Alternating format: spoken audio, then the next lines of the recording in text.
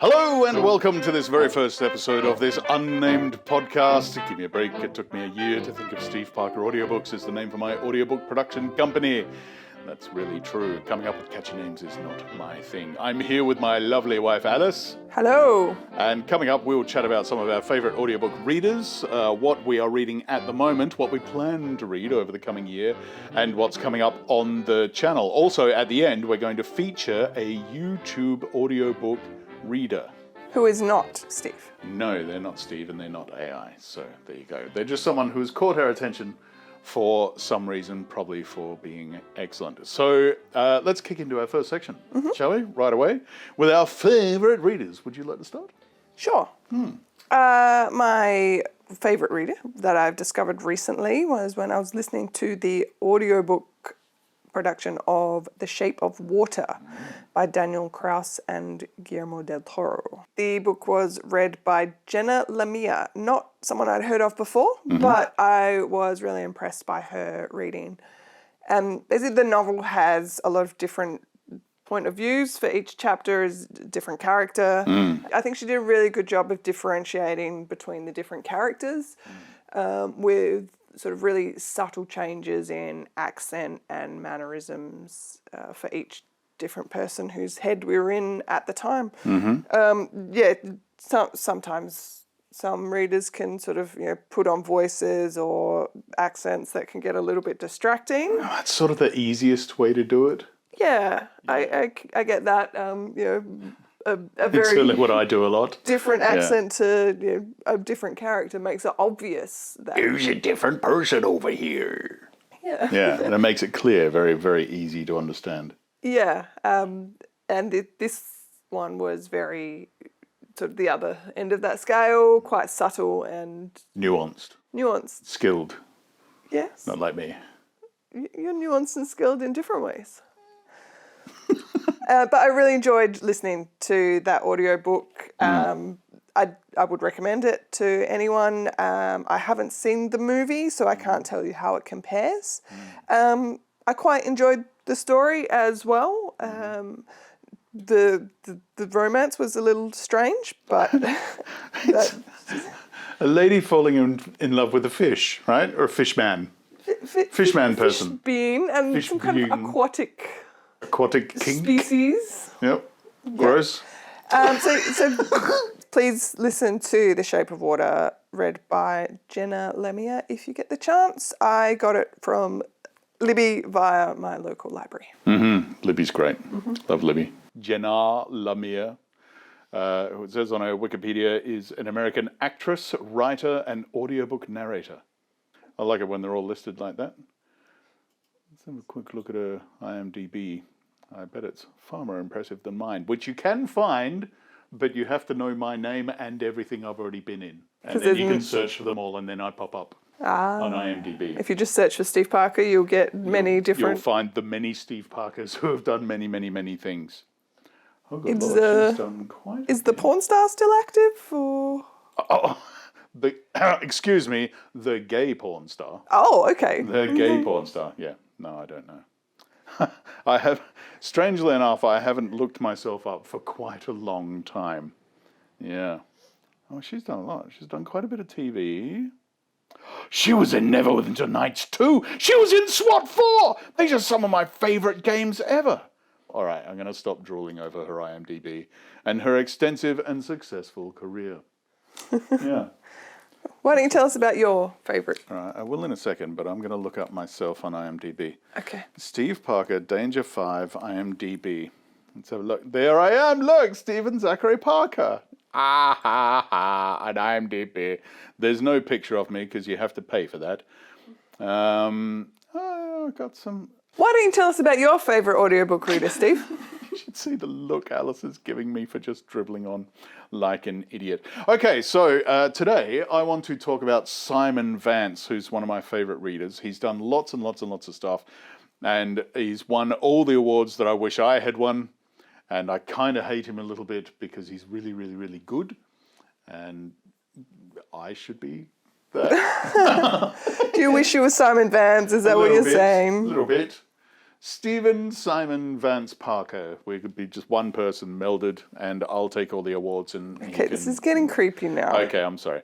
Anyway, I've been particularly enjoying listening to him reading Ruth Downey's Roman detective dramas. She writes all these like historical Roman things where there's a medic. He's actually a doctor attached to like the Roman legions, but he keeps finding himself in the middle of all these murder mysteries. They're great. They're great stories. I love them. Is this like Hercule Poirot, but in ancient Rome? Yeah. That's it. Centurion Poirot out in the British Isles or something. I don't know. There are some in Britain and some in Rome. Yeah. Okay. Spreads around the place. Actually meets his lovely lady wife in Britain. Yes. Which is interesting from a historical perspective. Anyway, but Vance's reading of these books is great because much like what you were talking about with Jenna Lamia, the differences between the characters are really just incredibly well done. The main character, Gaius Petreius Ruso, I can't remember his middle name, which is terrible, but Gaius Ruso is really like laconic and laid back, like just a torrent of crap is dumped on his head constantly. He deals with one problem and there's another 1,000 waiting for him. Like his family's in huge debt and he's always in trouble and trying to make more money and get ahead in his career, but everything goes wrong. But he just accepts it in this very laid back, laconic style that's like, okay, well, that's my life, and just push. But he's surrounded by all these far more emotional characters and stuff like that, and they're all just played really incredibly well by Simon Vance. It's definitely worth a listen. And like yourself, you can find these books on Libby, which is wonderful. If you're out there listening to this and you don't know about Libby, you should really check it out because it's great. You get free access to library books. You sign up at your local library, I think, not on the website. But yeah, you get all these free audiobooks, and the artists behind them actually get like 1,000th of a cent or whatever every time you borrow one of their books. So they make a bit of money from these, which is great. You know, you get guilt-free, free access to thousands and thousands of books and audiobooks and magazines and comics and all sorts of stuff. Libby's wonderful. Yep. And Simon Vance is wonderful. And Ruth Downey, the writer, is wonderful. And as a side note, she has actually just retired after writing the 9th novel of the Gaius Ruso Roman murder mystery doctor mysteries and they're great. And she's just retired, so you can read them all. So if you're a completionist and you like to have all the books in your series ready to go, they are ready. Now you can start. Absolutely, and they're well worth it. They're very, very good. Let's move on to the next section, maybe. Yes. What are we reading now? What are we reading now? The little PDF that tells us what's coming up next in the podcast. Oh, okay. Let me just have a look. It's the bit about what book you're reading next. Oh, okay. So what am I reading now? Oh. That's the PDF that tells us what we're going to read in the podcast coming up. I'm sorry. There's something wrong with me. There's many things wrong with you, but we are keeping this podcast short. Yes. So let's not go into that right now. Quite right. It's already 11 minutes long. Yeah, I'm sure you can edit some bits out. Though, absolutely. What? Edit out some of this gold? Fool's gold. Nice. All right, go ahead. What are you reading? Okay. I'm something of a poly reader, I think is the term. A heathen, a heretic. How can you do it? I don't even understand it. It's one of the... It could cause a rift in this marriage. I may ask for a divorce because you read more than one book at a time. I can't do it. I do it. I can read multiple books at a time. Oh, my word. I like to have physical books, audiobooks, ebooks. And I usually like to have a mix of like a non-fiction, a fantasy, a sci-fi, a drama, depending on what you feel like reading. I can't do it. I have one audiobook, one physical book. So you read two at a time? Yeah, but one of them is generally just Gaius Ruso, and it's for when I'm going to sleep. They're my comfort food. Oh, Simon Vance whispers you off to dreamland He does. every night. He does. Yes. Yeah. I love him. You do love him. So yeah, I'm currently reading quite a few books, but I thought I would confess that I'm currently indulging in a reread of Stephen King's Dark Tower series. I know I tried to get you to read it, but you couldn't get past the first book, The Gunslinger. There's too much walking.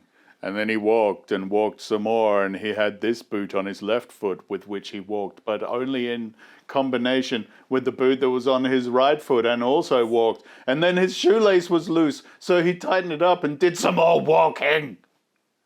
It's like Lord of the Bloody Rings all over again, but written by Stephen King. Yeah. I also can't stand Lord of the Rings, just saying.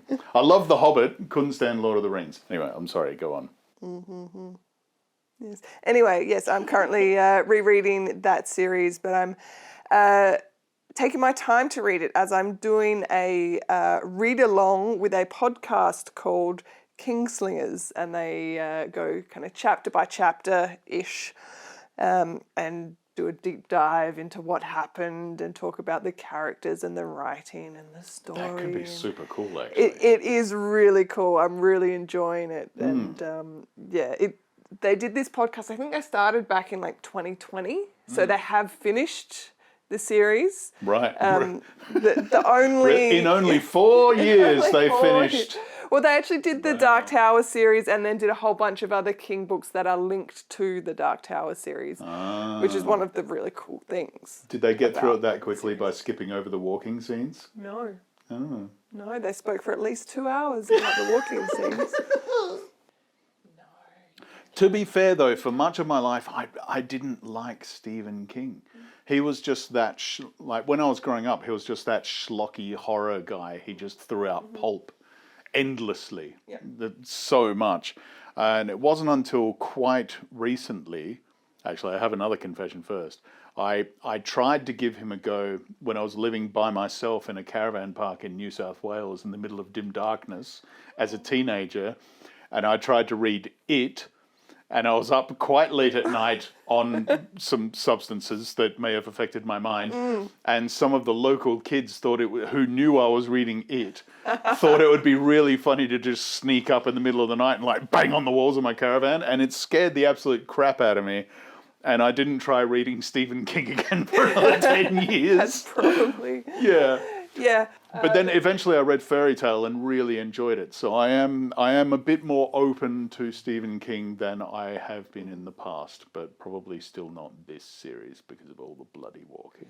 Well, look, honestly, the walking is only in that first book. Really? The first book is very different to the rest But of it's the 90% series. of the first book. Come on, the book's Just like walking. a couple of 100 pages. It's a slim volume. Crunch, crunch went his boots as he stepped forward over the ground. Did that you even was read the flat. whole book? I don't think so. No. I don't think I made it. No. It was too boring. Anyway, you're nonsense.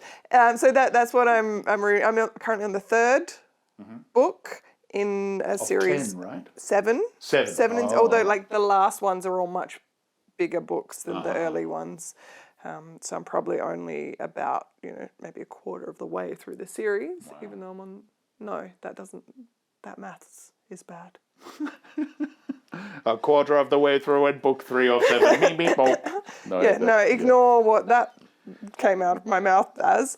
All Don't those worry, words. I'll cut that bit. I won't cut that bit. I'm sure he won't. I just coughed so that you'll have to cut that bit. That's what you think. Because no one wants to listen to coughs in their ears when they're having a podcast. Having a podcast? I'm having a podcast. What are you having, Mother? Oh, I'm having lovely jam and scones. What are you having? I'm having a podcast. What are you doing this afternoon? I think I might have a podcast. Might have a podcast. Have a podcast. Just a slice. Just... yeah. Okay, sorry. It's a language. Language. Oh my God. Alice did a swear. You got me flustered with nonsense. I'm telling the audience on you. It's a really good series. I enjoyed it a lot. Mm-hmm. Even though I've read it before, it's definitely got a lot of reread potential because Car is a wheel, which you would understand if you'd read the series. Cars have wheels. No, It's not it's a not what wheel. we're talking about. You put wheels on your car so you can drive. But it's a little bit of like a comfort read for me as well. You know, Okay. these back with my old friends Roland and his mates. I must say I am enthused or interested by the idea of a podcast describing and discussing the book that you're reading while you're reading it. I'll give you the details of these guys because they have other podcasts as well, all sort Right. of book related. Okay. I think maybe they do some movies as well, and they do similar things, which is why they decided to do one for this series in particular. Right. But there's two of them for the Kingslingers one. One of them's a Stephen King fan who's read this series before. One of them's fresh to Stephen King. Right. So it's kind of an interesting dynamic to. Oh, cool. Yeah. Great. Well, that sounds really interesting. It makes me wonder if we'd be smart enough to do one for some of the stuff that I've read. I know that quite a few people have been asking me to like dissect 1984 because I spent so much time recording it, but I don't know. I don't think I'm don't know, that man. kind of reader. I just read for entertainment. I'm not very good at the dissecting Yeah. the themes and the symbolisms and Well, I the will say writing techniques. in and recording an audiobook for a novel, you really have to get to know it Yeah. really quite deeply. So maybe, but I don't know. I don't know. What am I reading? Yeah, what are you reading, Steve? This is great. This is much more light-hearted. My lovely wife, Alice, recently bought me a new Paperwhite Kindle, which is great because my eyes are getting a bit old. It's hard for me to read for an extended period now, and it's sort of made it more possible for me to do so. And we took advantage at the same time of an offer to buy the entire catalogue of Terry Pratchett's novels. So I've been reading through all of them in order, starting from the beginning of Discworld and going through there. Yep. I'm big Discworld fan. We both are. Yes. Well, Terry Pratchett fans, really, because he's done other stuff besides Discworld. And it's all great. I will note, wasn't the entire catalogue. I was a little disappointed to see they didn't have the Truckers trilogy in there's there a few or of those Johnny and the missing. Dead. Yeah. So we'll have to pick them up from somewhere at some point. Quite right. But it had Discworld, the Long Earth series, a lot of the Carpet People. What Which else? is sort of, that's related to the Diggers and Wings and that sort of thing, I think. It's the same sort of Same story-ish. style of Yeah. Carpet People was very early in his career. I think it might have even been his first published novel. Okay. I didn't know that. But yeah, it's we're huge. Does it have any of the ones that he wrote with a certain writer who's in quite a lot of trouble It does now? have that novel, yes. Yes. But I haven't read all of the Discworld books. I've read most of them, I think. So the ones at the start are very different to the ones in the middle and are very different again to the ones at the end. What was the first Discworld book you ever read? The first one I ever read? Oh, I don't know. I couldn't You don't even tell remember? you. No, I don't remember at all what the first one was. Yeah. You know what? It might have been Sorcery. Yeah. It might have been. Yeah, I'm not sure. But there's heaps of them. Anyway, for those of you who don't know Terry Pratchett, you've been listening to all this and asking us to get on with it because you don't know who he is.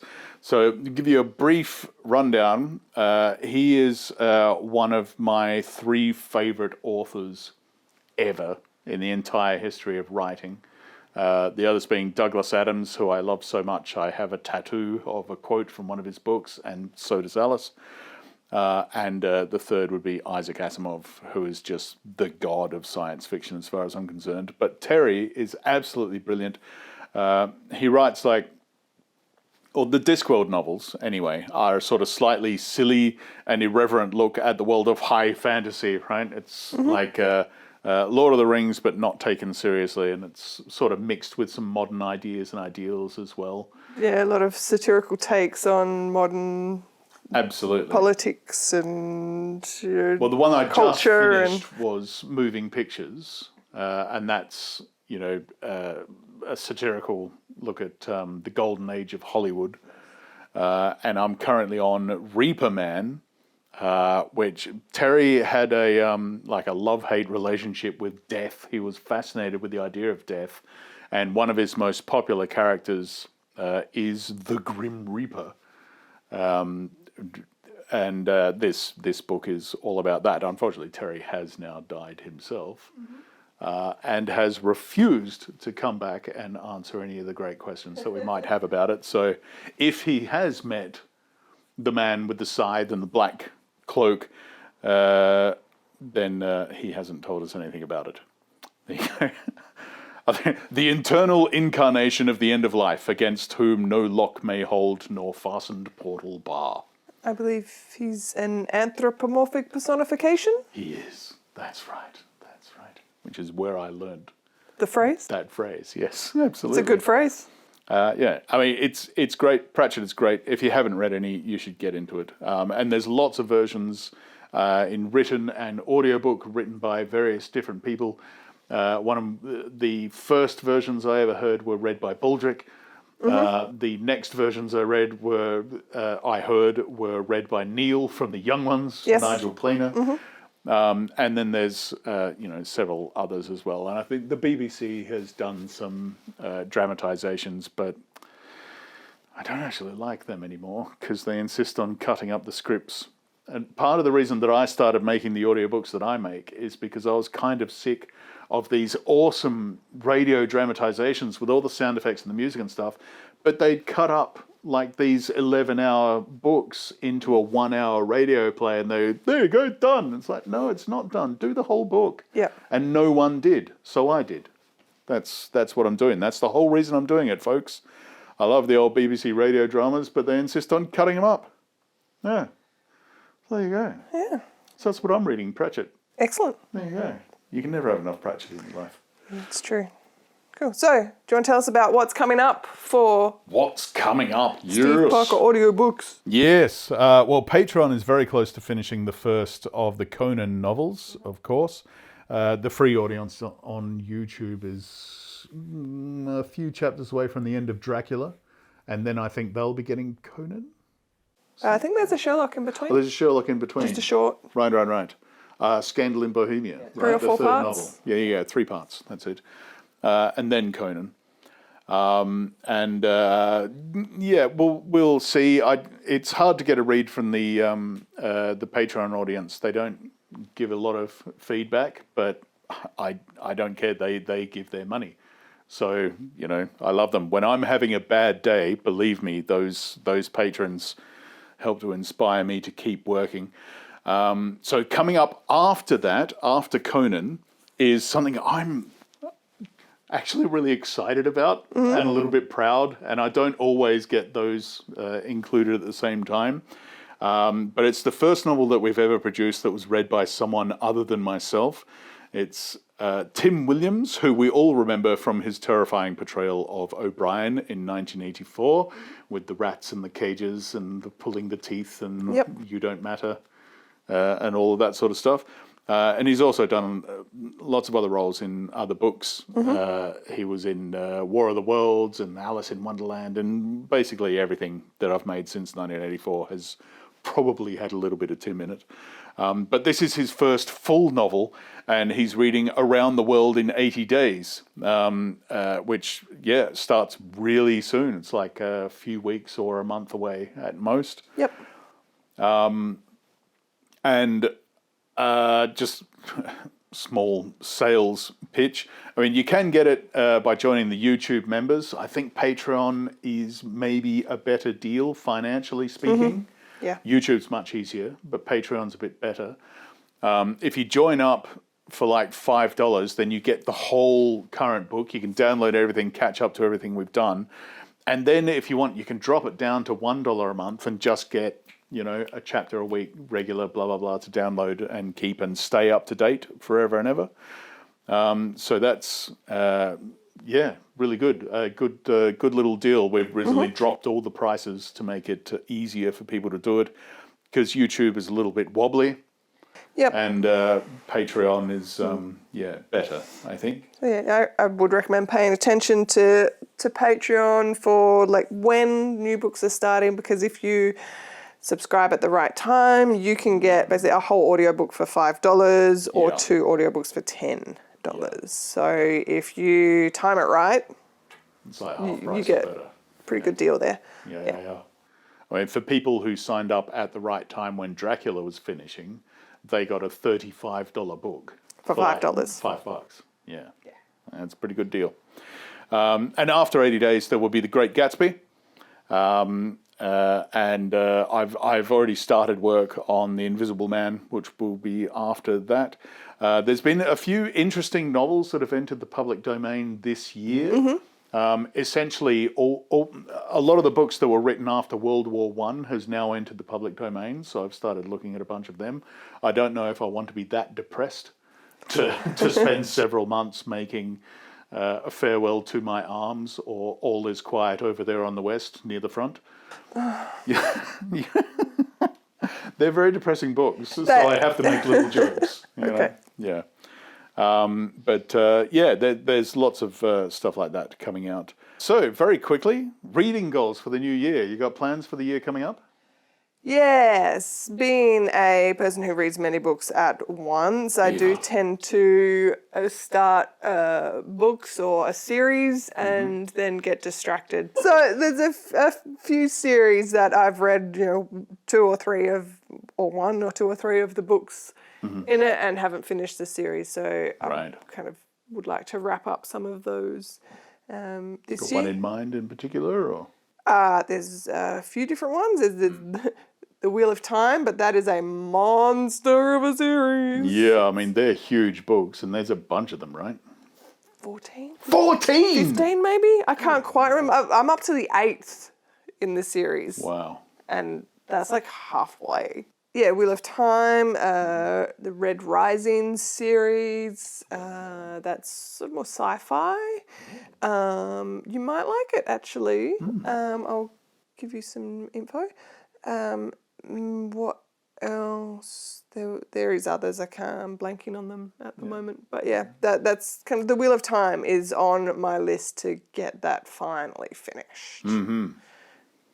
Well, mine's very simple. I'll be continuing to read the rest of the Pratchett as much as I possibly can, and then throw in some public domain works as well to decide what it is that we're going to make after The Invisible Man. Yeah. Okay. So the final section is the featured YouTube readers, other people making audiobooks out there who I thought deserved a bit of a nod and a wink and a nudge in the elbows and that sort of thing for not being AI, for one thing. Not just stealing other people's works and uploading them to their YouTube channel for another thing. That's what most of the audiobook channels are. They're just AI nonsense and people stealing audiobooks. Either AI or copyrighted works. Yeah.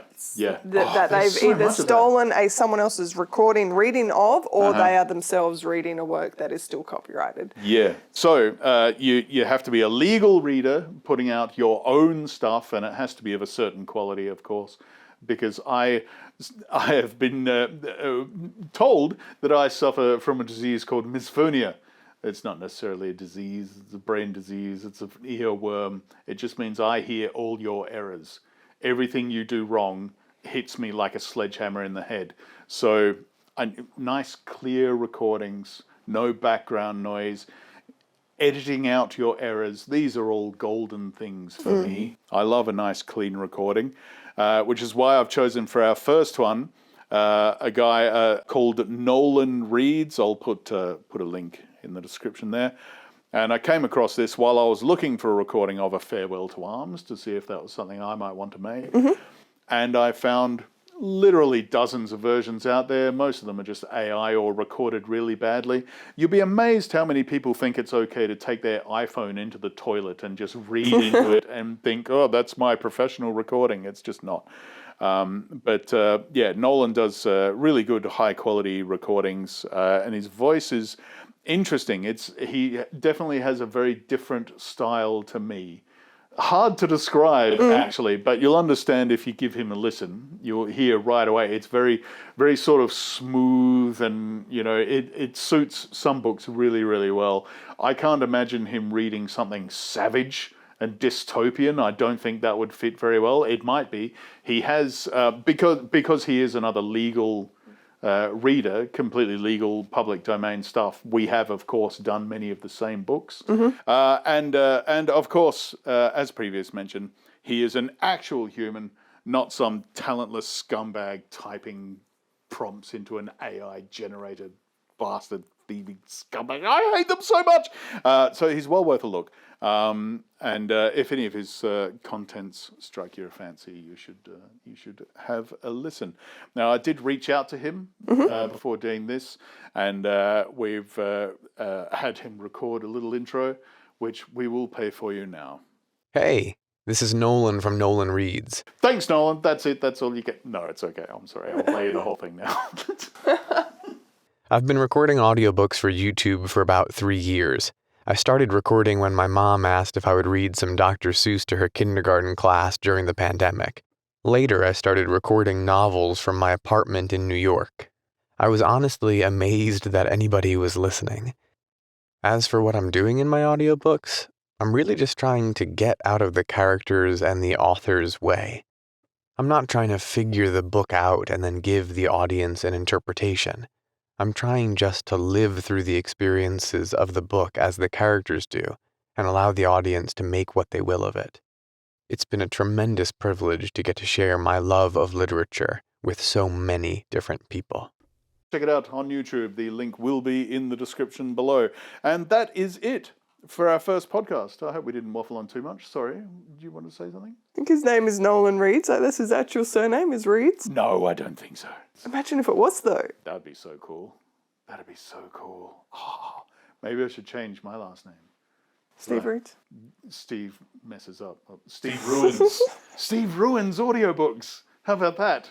Oh, if only it was just audiobooks. Oh. So wrapping up. Yes. If you have any recommendations for audiobook narrators, any books that you would like us to make, books that must be in the public domain, and if you have any other YouTube channels that have... high quality, not AI, not stolen, public domain works and stuff, put them down in the comments below and we'll feature your stuff in upcoming podcasts or podcasts. It's time to stop because our language is deteriorating. Yeah, that's I'm true. losing my ability to... Yes, so thank you. Thank you very much. Thank you for your ongoing support. Let us know if you've enjoyed this as well, or if it was just dribble in your ear, or if you listened for the first 15 seconds and then turned it off. But if you did enjoy it, well, it's going to be hard. In that case, hard to let us know because you would have turned it off. Yeah, but let us know if you liked it, and we'll do more in the future. Yes, good, wonderful. Any suggestions? Welcome. Yes, thank you very much. Bye. We love you.